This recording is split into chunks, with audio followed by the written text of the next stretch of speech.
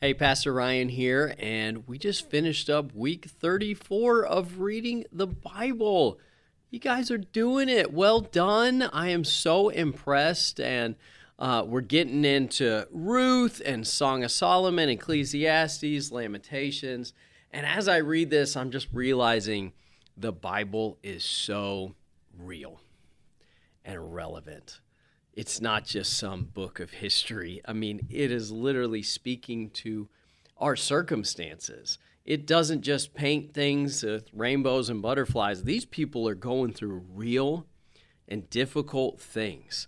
And the main theme I found throughout Ruth and Solomon, Song of Solomon and Ecclesiastes and Lamentations is this one word: faithfulness. Faithfulness.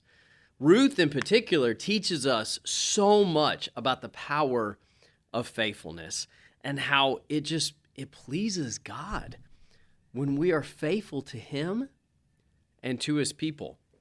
You know the story of Ruth. You just read it. Everything had gone wrong for her. Her father-in-law had died. The structure of her family was falling apart. Then her husband died.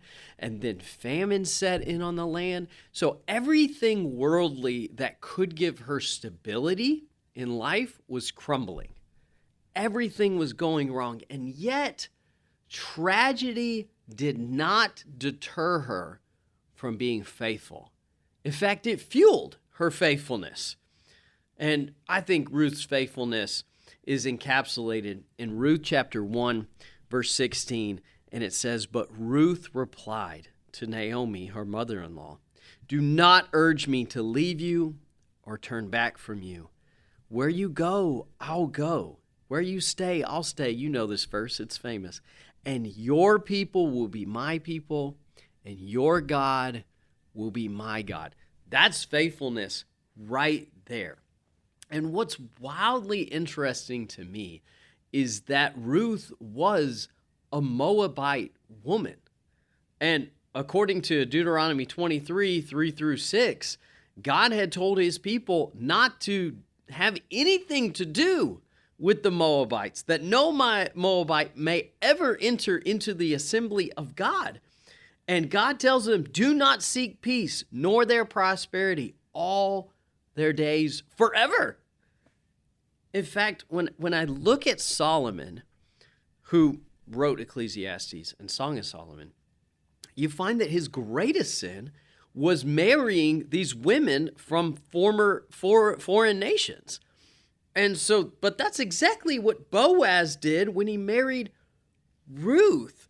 But the main difference between the wives that Solomon chose and Ruth marrying Boaz was Ruth's faithfulness to God. She was willing to abandon all to just go after God and to support and follow Naomi, her mother-in-law, and all of God's people.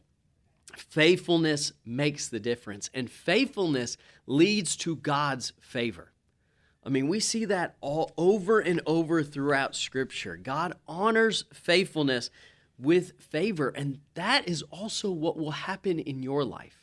When you are faithful to the Lord, He will favor you and offer you favor in so many ways, not necessarily in worldly blessings, but in eternal and unseen ways that matter more than all of that.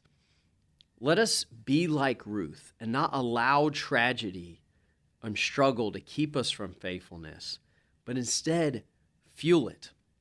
Because when we face difficulties and pain, let's look to the prescription of faithfulness in Lamentations 3:19 through 24. It says, "I remember my afflictions and wanderings, and the bitterness of the gall. And I well remember them, and my soul is downcast within me. Yet this I call to mind, and therefore I have hope. Because of the Lord's great love, we are not consumed. For His compassions never fail. They are new every morning. Great is your faithfulness. And I'll say to myself, the Lord is my portion. Therefore, I will wait for him. Let us have that kind of faithfulness. And faithfulness will bless your life and deepen it in every facet and in every relationship. I would really say that the thesis statement of the Song of Solomon and his wisdom there on love and romance is Song of Solomon 8, 6 through 7. It says, place me like a seal over your heart, like a seal over your arm. For love is as strong as death. It's as jealous and unwielding as the grave. It burns like blazing fire, like a mighty flame. Many waters cannot quench love. Rivers cannot sweep it away. If one were to give all the wealth of one's house for love, it would be utterly scorned. The true beauty of love and romance is based in faithfulness. Being there, committed, loyalty to that. And it's truly our faithfulness to God that is most important. As Ecclesiastes sums up in Ecclesiastes 12:13, now all has been heard. Here is the conclusion of the matter. Fear God, keep his commandments, for this is the duty of all mankind. Let us be faithful to fear God and keep his commandments. Faithfulness. Hold tight to it. Thank you guys for letting me share. Keep reading. You're doing great. We'd love for you to join us as we read through the entire Bible in 2026. To get started, visit mountparannorth.com/Bible, where you'll find the full reading plan and other resources. Or click the link in the description.